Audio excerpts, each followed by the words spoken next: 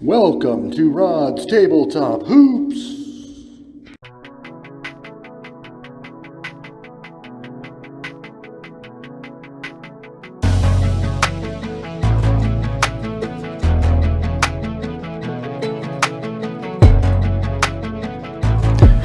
Welcome to Rod's Tabletop Hoops.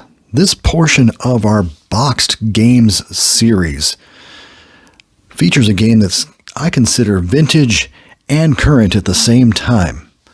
As a matter of fact, over the past 40 or more years, Strat-O-Matic Pro Basketball has not changed its gaming formula probably more than 5% over that stretch of years, starting around 1980. Now, this game box that you're seeing out on the left over here, that is a box that came with the new and improved or new revised edition of Strat-O-Matic Pro Basketball. And once again, that box was in every store for about 30 plus years before they most recently changed the box over.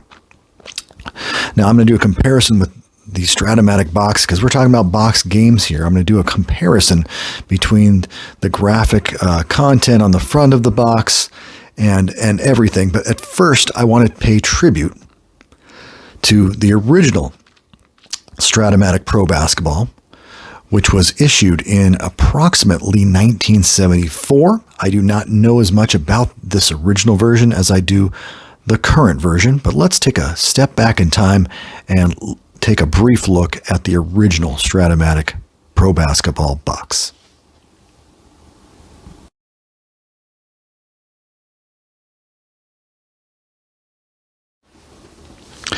Back in approximately 1974, Strat-O-Matic came out with their first version of their Pro Basketball game.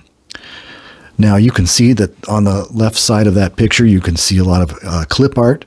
They did not have the rights to the National Basketball Association, Players Association rights, nor did they have the rights. I don't know if they had the rights to the teams either, but this is what the original box looked like. And it's the usual 2 games in 1. If you can semi-read that, I don't know if I can get that any bigger. But that is what the original box looked like with game board. And it's pretty cool. I like the all red look. It's a very nice looking box. While we're looking at boxes, let's take a look at what the original game board for Strat-O-Matic Pro Basketball looked like. Obviously, you have the top and bottom head-to-head style of board, complete with some little graphical placement in yellow there, where you can play close on defense or double team or deny situations. The game had different rules than the updated one from about 1980. So not as familiar with that one, but it still leaves you curious when you look at a board that looks like this. Kind of cool looking. Here's more of a close-up of one of the corners of that playing board. You can see back, double team, center inside, defender, center outside. So you probably put a lot of markers on those little spots to determine who you're going to double team, who you're going to guard closely, who you're not, and center inside man type of things that were in the makings for the updated version in 1980. They obviously came to a conclusion. Unlike APA Game Company, they decided their basketball game needed improvement. And unlike APA, they decided to improve it. And they certainly did. Now, another thing that was with the original game, and I don't know that much about this at all, but this is a referral chart. And the original Strat-O-Matic Pro Basketball game had a few charts here. It looks like whether it's as simple as jump balls or some possession things. This one's not all that pretty, but that was with every original Strat-O-Matic Pro Basketball game. And I decided to find a sample card. I found one on eBay. This is a beautiful rendition of Dr. J. Julius Erving. I don't know why anyone would really want to purchase this individual card. It probably does not have much value unless you were a diehard Julius Erving fan. Much like the current almost a little bit like the basic game card, which we will get into soon. They've got the stats of the player. This is the 1977-78, as I said, 74 games, 33 minutes a game, 50.2 from the floor, 84.5 from the line. Very efficient Julius Erving season at 20.6, but there's a man-to-man defense column, and on the right column, it's a double team column. So interesting there. In the foul shootings, 2 to 9, defensive rating 2. I'm sure they're just rated, whatever, 1 through 5 or whatever it is. And but this game went by the boards, I believe, approximately a year later after this card was produced. Obviously, Richman and Company there at Strat-O-Matic decided this game was not meeting their standards of their baseball game or their football game or their hockey game. So they decided to make a change, and you got to applaud them for realizing their mistakes. And although I do know a lot of people that still play this original version and enjoy it. So if you're a Strat-O-Matic basketball fan from way back, I can see you still enjoying some earlier seasons, especially considering it is very difficult to get paper-carded seasons of Strat-O-Matic from classic seasons to begin with. Now let's head back to our modernized version of Strat-O-Matic Pro Basketball.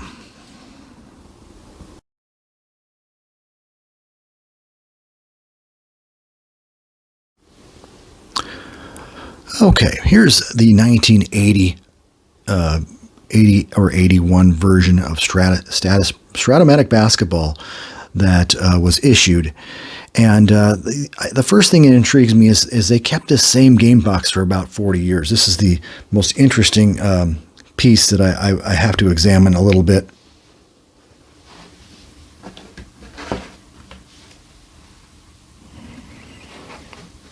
As you can see, it's a long box, Strat-O-Matic Pro Basketball. Pro basketball players shoot, pass, rebound, and play defense as they do in real life. Replay the playoffs. Organize your own leagues and play all-star games. An opportunity to coach the top players and the second stringers too. 2 games in 1, basic version for early teens, advanced version for adults. Now, as a young kid, I was apparently much smarter than the average teen, because at age 11, I was playing full-blown fast break pro basketball by Jim Mickey. I was not a Strat child, but the advanced version for adults, the basic version, as many know, it's a very simplified version of card, and we will get into that soon enough. But anyway, we are still just examining the game boxes here.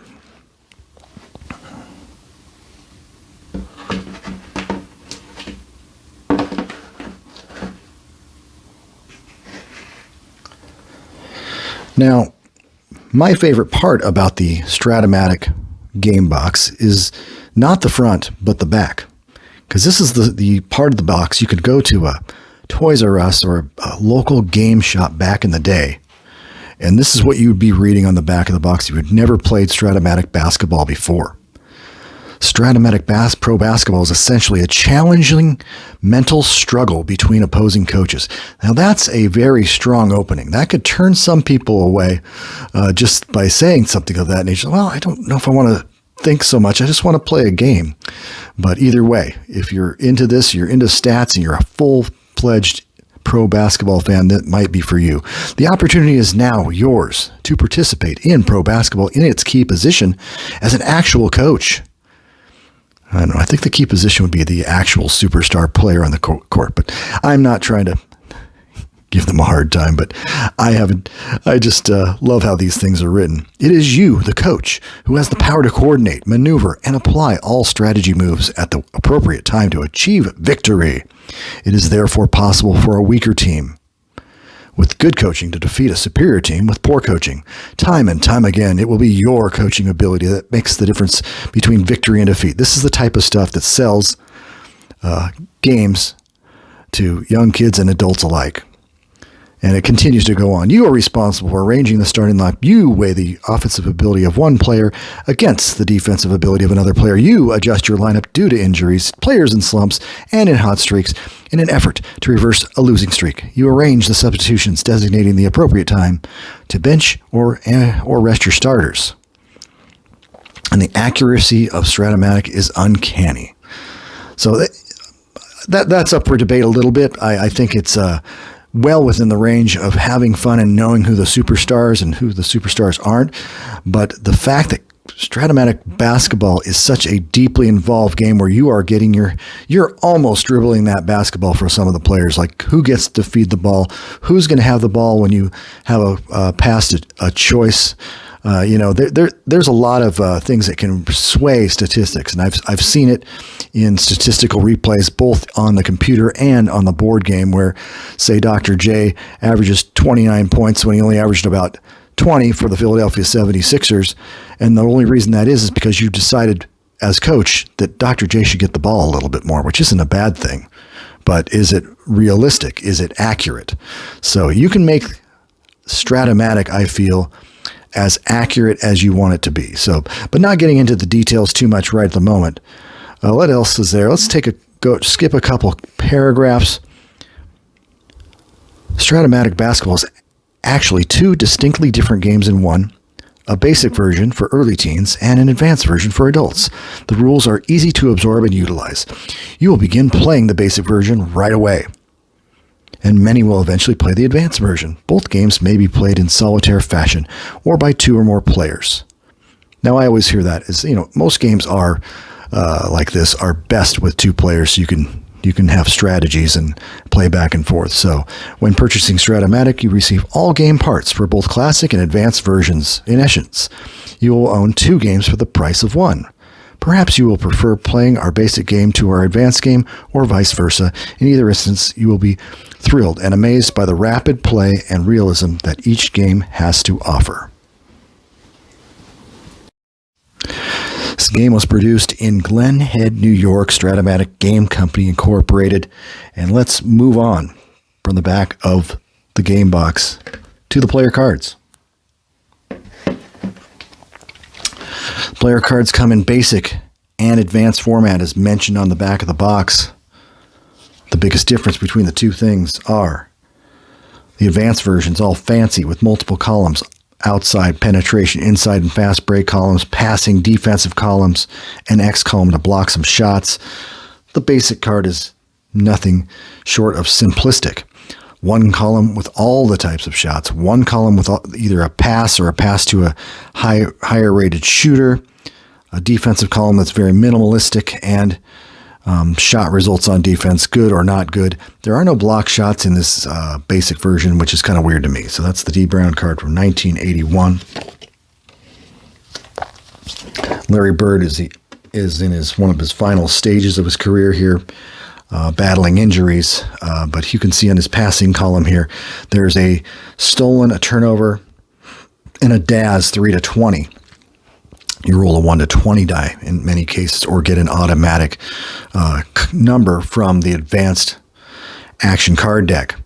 And a 3-20 DAS means a dazzler, which is an automatic 2 points for the teammate he was passing the ball to. So, even Robert Parrish isn't going to fumble that ball when he sees a dunk coming his way. You don't have that, it's not as impressive on the back when it says pass to highest rated shooter for shot. It's just the passing mechanic is not there. In addition, of course, Larry has a 21-27 on his defensive column for steals. He can block a few shots with that column.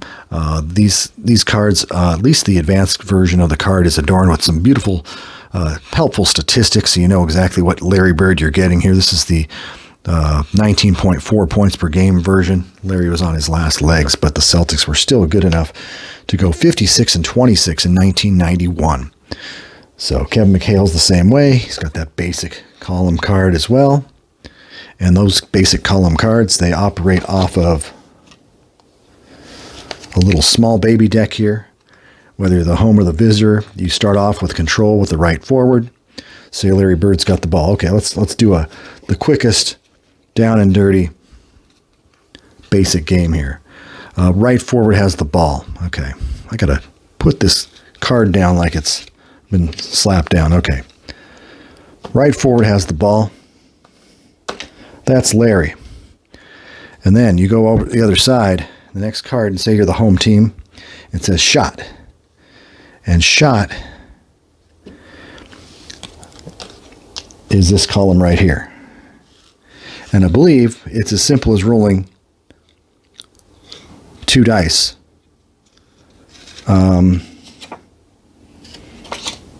And there's no X column. I can't remember exactly how that goes, but you roll the 2 dice with this black die. And say he gets a 6 and there's a blank spot there on Larry's card, and that's a missed shot. You quickly grab a rebound. Oh, you look at the bottom of the card for the rebound. It says rebound defensive center. As simple as that. And then you run the next play. I do declare something of that nature. And then, I don't think I had the control in the right thing, but here it is. Say control left guard. That'd be like Reggie Miller over there for Indiana. Reggie's got the ball. Oops, I got this under here. Reggie has the ball. He's the visiting team. Opponent defense 18. Shot results. So I'm not sure what that exactly means. So opponent defense 18, that'd be Reggie Lewis. Opponent defense, it's a shot result, yeah. 16 to 19, good. 20 to 25, no good. It's as simple as that. I have not played this basic version, I think, more than one time. So anyway, Reggie misses the shot. You look for a rebound. Any defensive player, 7 or more. If not, defensive team, any defensive player, 7 or more. If not, defensive team rebound. So you can see how quickly it moves. It actually, you could probably play the basic version a third to a half amount of time as the advanced version, which we're going to describe right now. Advanced version, more columns, more complexity. You also have the option of taking your little ball markers and let me describe those ball markers. You can say, okay, an inside block man would be like Robert Parrish. You pick him because he's got the highest block rating on his card. And his block rating is 1 to 8, which is not incredible, but it is a very solid number. So let's make him the inside block man for Boston. You got an inside block man for Indiana. We'll just naturally make it Rick Smits because he's 7'4". Offensively, you have the option of playing players inside as well, like inside for a post-up guy. And obviously, Kevin McHale would be ideal. Because actually, Parrish has just as much range as McHale, believe it or not. Parrish is a very good outside shooter. So let's put Parrish on the outside, make McHale the inside guy. Indiana's a very interesting team. I mean, I could put Smits on the inside, I guess. And so you mark them that way. So you got inside and outside guys. You really have a lot of control of what you're going to do. Each team has also got a more complex team defensive card. So I got Indiana up here. Boston is going to be they'll use their Boston's team defensive card. And you can see on Boston here, there's an outside penetration, inside fast break, and 3-point defense, including a 7 here with the penetration inside. It's something about the inside man's block rating, and that can give a potential shot block attempt on a player that's not guarding that center, that inside man who's usually a center. But you can also choose, you can see right here that this is normal defensive card. Strat-O-Matic has gone to the extra extent. If you wanted to say, okay, we're playing against a lousy outside shooting team, so let's play the sag defense. Say Indiana says, Boston's not a good example, but say it's Miami Heat or something like that. You can use the sag defensive card at a moment's notice. You just put the normal one down and you grab the sag defense. But you're probably going to stop a lot more inside scoring, but you will also sacrifice outside. Say the outside shot here on the sag of basket on 7, 9, 10, and 5. Normal defense, it's only on 4, 5, and 9, which is a little bit less percentage shots. So let's go normal against the Celtics, who traditionally have the good shooters. Let's do a little round with the advanced action card deck. Action card deck's a little more complex, and I'll just try and describe it as we go. Let's just say the Boston Celtics have the ball. A classic team with Bird, Parrish, and McHale, D. Brown, Reggie Lewis, and it's 1991 all over again. So, you start the game here, and you look at first you look at the normal pattern. There's also a fast break and a press control type things. If you're being pressed, then you've got to use that. But normal offense, pattern play offense, right forward with the ball. I use my ball marker. Here's Larry Bird. Larry has the ball. And what's Larry going to do with it? Let's say Boston's the home team. We're playing at the Boston Garden. You move and you look at the home portion of the card. Outside shot only for player positioned outside. Inside shot player only for player positioned inside. Here's your potential assist. Right guard or right forward. Bird is the right forward, but the right guard is the primary one. And so outside shot for Larry, positioned outside. Let's see what we get. And we rolled a D12, which signifies using the team defensive card of the Indiana Pacers on this particular play. So, outside shot, defensive card, and look at there. X 1-4. So, Larry Bird makes this shot. It's a 4 out of 20 opportunity. You roll this little extra 1-20 die. Some people look at the prior, card and look at the random number, but I like to roll that 1-20 die manually. And I rolled obviously an 18, which means that's a missed shot. So once you have a missed shot, you go down to the rebound section of the card. It says defensive left forward 1, if not offensive left forward. So the left forwards are over here. Defensive left forward is Detlef. And Detlef's always been a pretty solid rebounder left forward. He's got a 5. So easily has enough to grab that rebound. Indiana Pacers have the ball, and you don't even turn a card yet. You look at the center, passing to the left guard is what you're going to do here. So, center has the ball. We're going to check out Rick Smith's passing ability. We're going to look just for a number in the bottom corner is a 14. It's another 1-20 number.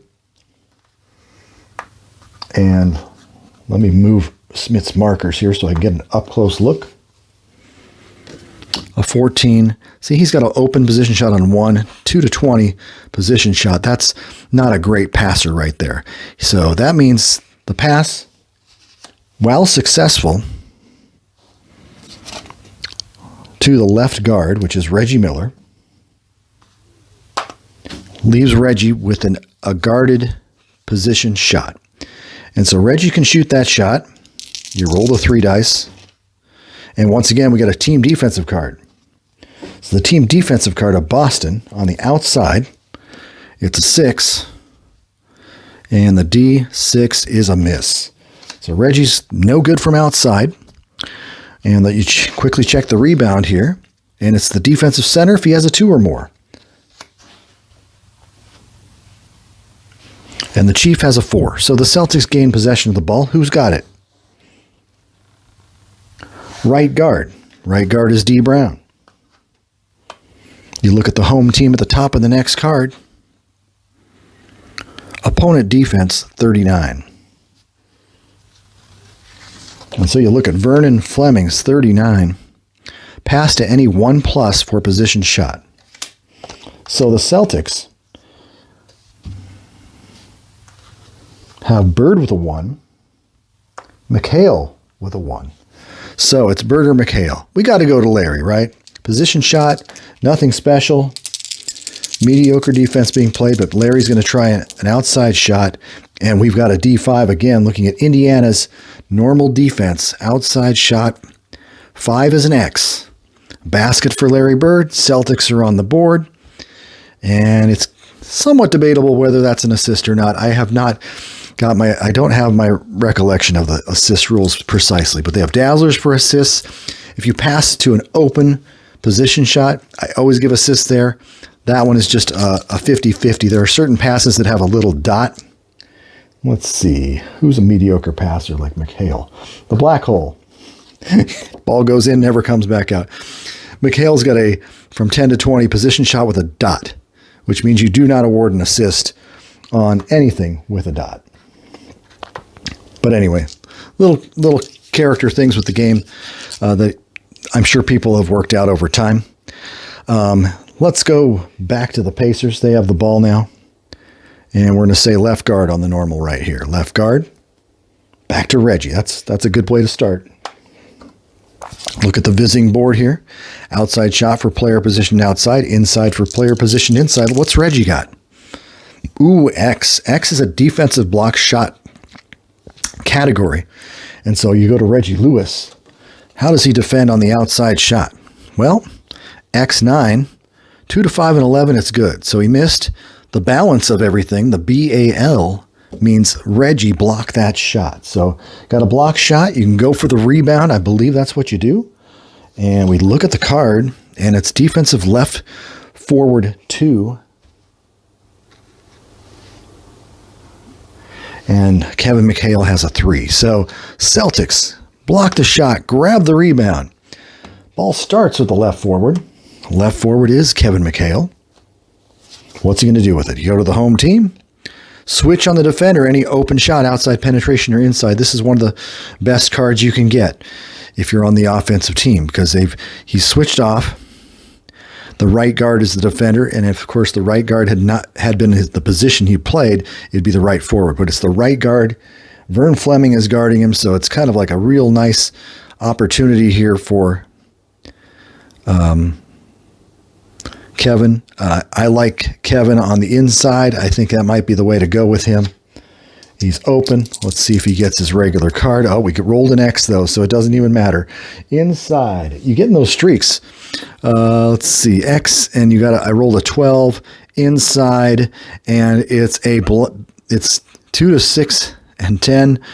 If it's not those numbers, it's a balance is a block. So block back by Detlef Schrempf. Check the rebound. Defensive center 3, if not offensive center. Smitzy, defensive center 0, offensive center rebounds, and that's Robert Parrish. They are smacking the boards. Chief's going right back up. And finally, we got one that doesn't have a letter on it. So Chief gets to use his inside column 10. And there's a blank spot there, which means a miss. So rebound. Since I haven't changed the card, there's a second rating right down here. And so I'm going to use the second rating. Offensive left guard 3, if not defensive left guard. So offensive left guard, that's going to have to be Reggie Lewis, and he's only a 2. So the rebound goes to the defensive left guard. It shows the strength of the rebound. If it was Clyde Drexler or Michael Jordan, might have pulled in that offensive rebound, but no. Rebound goes to Reggie, and Reggie says, left guard pass to right forward. So Reggie's going to do a little passing magic here. So you look at the random number down there. It's a 5. That might be good. Might be a good pass. But that's why you check.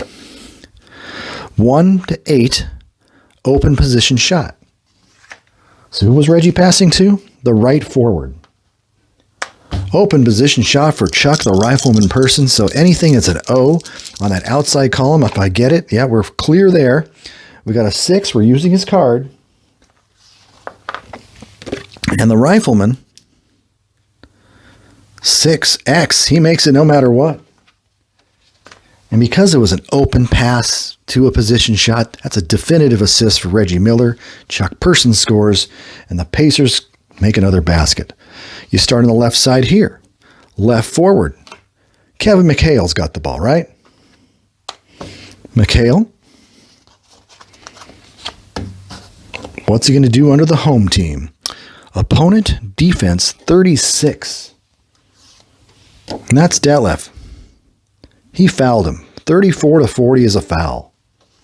So it's a dead ball foul. It's a one-shot foul. So the Celtics will just continue. Here's a common one. Right guard pass to any player for position shot. Flip next card. So basically, right guard has it. It's D. Brown. He can pass it to anybody he likes. Let's go to the Chief. Let's go inside because he's my inside man. And position shot, he is guarded. 3 on the inside. The Chief just says, whammy. X plus foul. Basket and foul. Ricky Smits on the foul. I don't know if I give an assist on that or not. It was just kind of a random pass to the guy. But, without clearing him open-wise. The free throw will go to Robert Parrish. And, of course, the free throw shooting is 2 to 8 and 11 for the Chief. And I rolled a 10. So I think a rebound, I think you double on I think on rebounds for that, you get to double the defensive rating or half the offensive. If it's an offensive rebound, it's half. I don't think you get as great a chance to grab the rebound. It's offensive left forward 4. And Kevin can't get that anyway. Defensive left forward rebounds. But I believe there's a little adjustment you make on rebounding missed free throws there. If not a homebrew that's been put in many, many years ago. So it's going to be rebounded by Detlef. And that actually has Detlef with the ball. Detlef Shrimp. Visitor. Opponent. Defense 36. So Detlef's opponent 36. Just happens to be a foul on Kevin McHale, which is a non-shooter. We're going to just start the play over. You don't even have to turn a card. Right guard pass to right forward. And that is Vern Fleming. You check down in this corner. It's an 8. That's a really good pass, I'm pretty sure. Let's find out. Well, he's only 1-2 on the Daz. 3-20 open position shot. And that was for who? The right forward. Rifleman's open one more time. And that's an X9. So what's Larry? How does Larry defend the outside shot? Block. Boy, we're getting some block shots. Oh my. Larry blocks Chuck. That's a great rivalry. Rebound. Defensive right guard 2. Does D. Brown got enough? Yes, he do. And the ball goes to the right guard. It is D. What does the home team say? Opponent defense 41. Pass to any 1+ for position shot. We've had this before. So D. Brown, he's going to go to Larry. Larry's right there. Open in a position shot, not open. It's a 9 on Larry's card. And that's a basket. Larry Bird.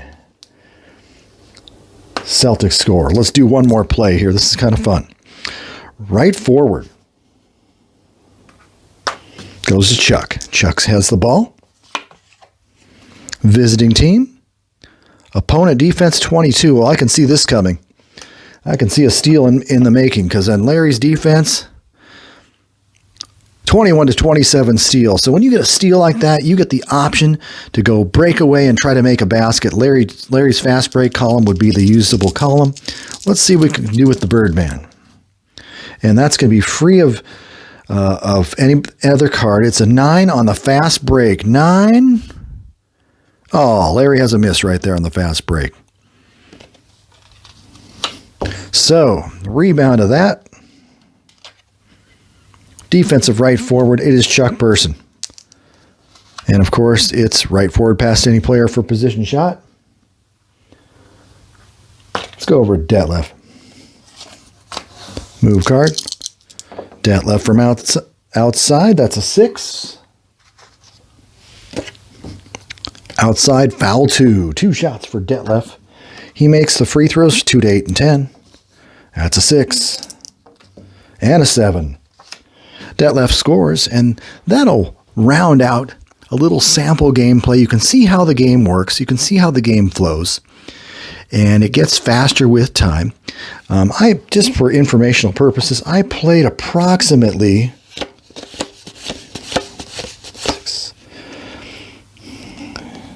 I played about just about under 3 minutes right there. You put timing cards in the deck periodically. There are 60 cards you play per quarter. And that is all, of course, all outlined in the original instructions we have right here. This is just the basic instructions here, which are much simpler. Don't have to really look at as many different cards. More game rules with double teaming and assists, and then it pops into the advanced rules, which is just what we were playing. I don't think I could play this game any other way but advanced because there's just too much fun stuff here that you'd miss out by just playing basic. But I can understand it if you're a very young kid, I'd say under 10 years old, and you didn't understand the complete game. The basic game might just be the thing you need. And they're still selling this game every year. Of course, paper card classic seasons are hard to come by, and that's probably the biggest criticism a lot of people have. You can buy the PC version of Strat-O-Matic, and there's a lot more availability, but you get into these fast break seasons like this 1991 card set's probably been out of print for quite a while. I think they've got a few select seasons available, but it's very hard to do. That's one of the criticisms you can have about Strat-O-Matic Basketball. I mean, other than that, like I said, they've had kind of the same version of the same game for about 40 years with very minimal changes. It's been a lot of homebrews and workarounds that the gaming community have kept this game alive and well. One of the concerns always, of course, is obvious. It's the three-point shot. Back when 1980 was around, there was not as many three-point shots being taken. So they have a three-point ability here, but it's simply built into the roster sheet provided with the game. So say we're on Boston here. Bird has a little 6 number here, and it just basically tells you if you've got an outside shot that's open, or not even open, you got an outside shot, you roll a dice to see if you have a three-point opportunity, and Bird with a 6 has a greater chance, and say D Brown with a 1, Kevin Gamble with 0 has 0 to no chance of shooting a three-pointer.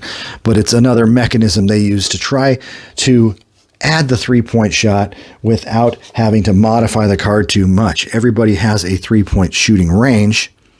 So if he has the opportunity to shoot a 3, and say for Bird here, he can roll 2 to 5 and 9, and he gets the 3. Otherwise, it's a miss. But if he rolls a 7, it's just a replay, and you restart the offense. It kind of limits the amount of three-point attempts that a guy like even Larry Bird, who shoots probably more than most in the 1990s, can do. So anyway, overall, this game has undergone 40 years of printing of paper cards, the same dice mechanism. You know, this little die here is kind of the magical die. It's got the D, which refers to the team defensive card. It's got the X, which pertains to the block rating. It's just one of those special cards. There's 2 Ds out of that 6. So you have 2 out of 6 chance of being defended by the team defense. There's 1 X, which means there's a 1 out of 6 chance you'll be working on the defender's block column, and otherwise, most of the time, you'll be working on one of the 4 columns offensively, outside penetration, inside, or fast break. But it is a complete game. It's got a little bit of everything. I've learned to like it a little bit more over the years. This gameplay, to me, was a lot more fun than when I last played a game and put it on YouTube in October of 2020. You can try and look for that play. It's a very poor quality video with a shaky camera and questionable audio and a little bit of focus going in and out. But needless to say, that video has reached 1,900 views because there are no other views of live, as you can say, live basketball gameplay of Strat-O-Matic advanced version. There are some basic versions on video on YouTube. There's also another guy in the last year has put a little tutorial on how to play the advanced game.